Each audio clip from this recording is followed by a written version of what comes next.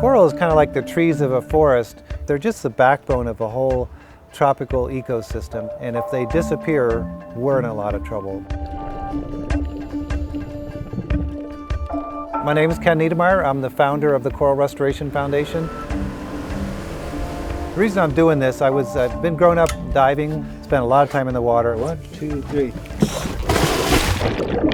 I basically watched the coral reefs dying. As the reefs died, the fish didn't come back, and I realized I'm tired of watching it die. I need to do something about it. And so I developed this whole idea of growing corals in an offshore nursery and replanting them on the reef. So you're kind of like a farmer? I'm a farmer. Yeah, we grow corals just like a farm. There's a good time of the year to plant, and there's a harvest time, and we have 5 offshore nurseries in the Keys. Each tree can hold 100 corals. We start with little fragments that we collect, and after 6 to 9 months, maybe a year, that fragment has turned into a colony that might have 100 centimeters of growth on it. We cut that off, and then we plant it out on the reef. So we just harvested some corals, and we're going to take them out to Pickles Reef right now and plant them. We've got a couple thousand of them out there that we've already planted, and we're going to add some more. It is a bit of gardening. When you put the corals back out on the reef, you're saying, I think that would look nice over there, and that one would look nice over there. And some of it's based on what used to be there and what should be there, and that's how we do our planting. We planted 20,000 already this year. We'll plant 25,000 next year. Those corals will probably spawn next year. Part of the long-range goal is to get the corals reproducing on their own. I'm excited every time I get in the water, whether I'm going to work in the nursery or whether I'm planting corals or just looking for new areas to plant. A lot of people said, oh, you can never do that, it'll never work, can't do it on a big enough scale, and I think I've proven that it can be done. And if we can train enough people and teach enough people in other places, I think we can really see a significant turnaround. Another day, another coral.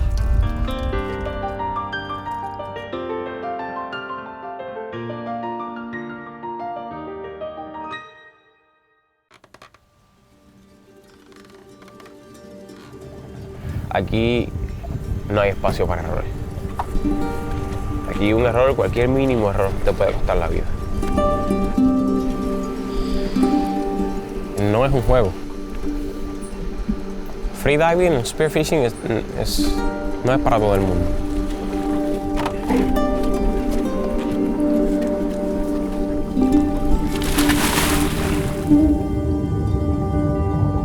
La pesca submarina es un estilo de vida.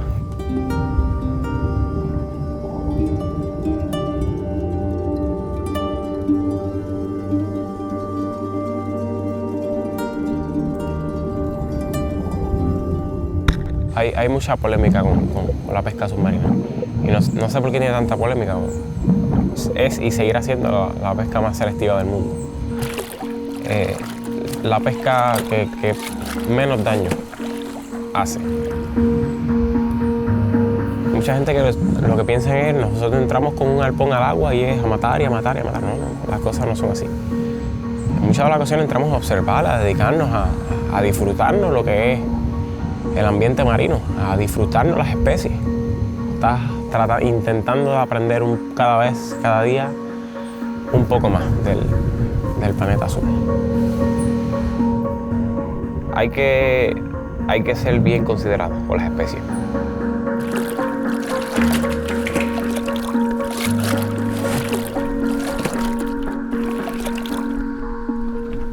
Ni cogerlo muy pequeño, ni demasiado grande.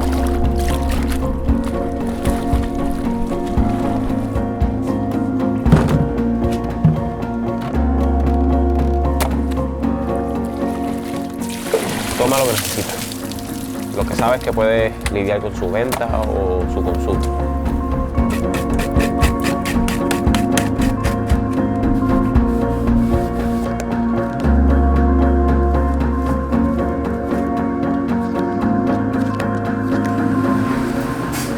Well, when you buy from local guys, it comes back to you. And you know you're getting a local fish, it's sustainable, you know, that's an honest thing.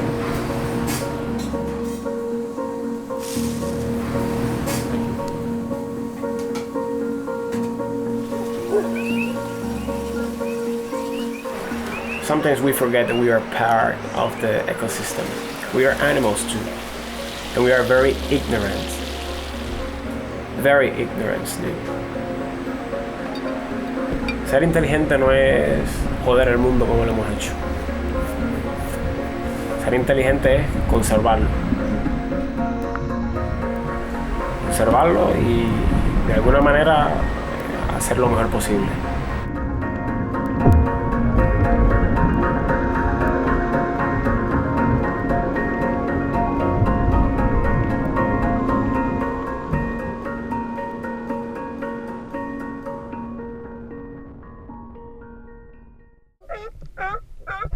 I kind of compare it with being at a giant dog park. Some of them love it. Like you start giving them armpit scratches and they're just like giant dogs. They just start rolling around and they're flying all around you. But these animals are huge. People are intimidated by them, but once you learn their behavior, they're just right into you right away. They just look at you like a big chew toy.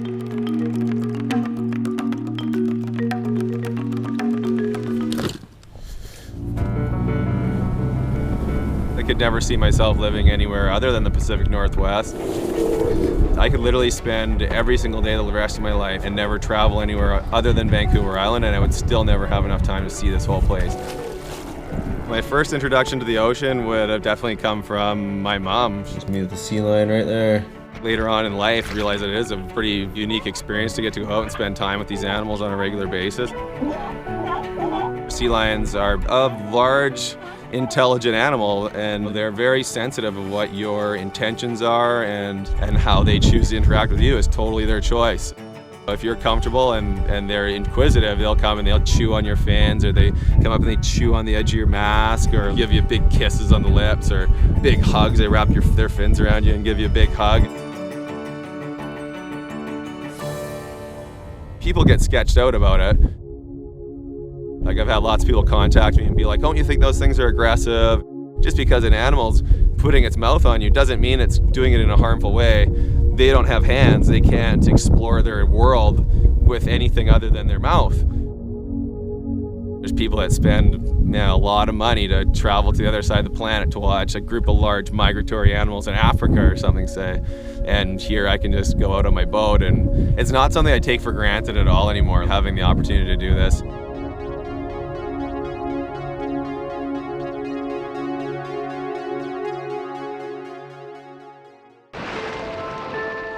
I recently told somebody that getting attacked by a shark was the greatest thing that's ever happened to me. They're like, that's absurd, or that, why would you say that? I've had incredible opportunities. I've been able to visit some really cool places, meet some incredible people. All these things have been nurtured from this shark attack. I think it's really made me who I am today.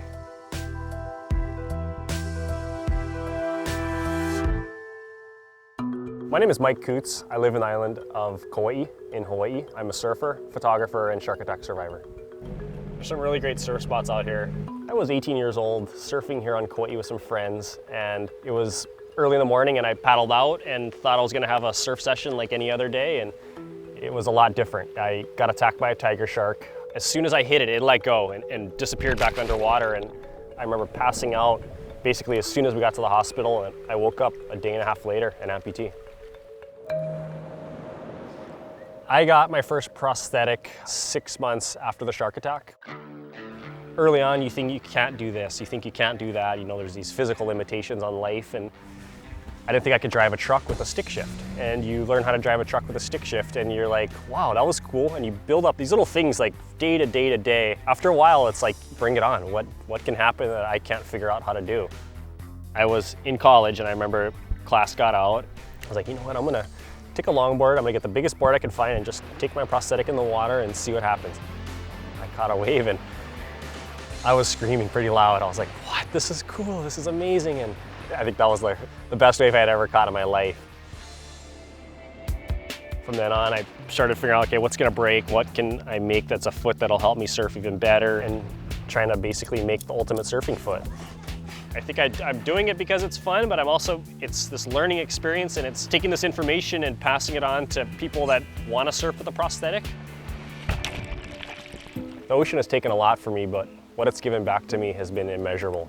I've lost, nearly my life to a shark, yet I really believe sharks are one of the, if not the most important species in our marine ecosystem. And at the rate that they're being killed off, they're not going to be around in 10, 15, 20 years. And why not use something that could, I guess, be said as a negative and turn into a positive? The shark attack's been the greatest thing that's ever happened to me.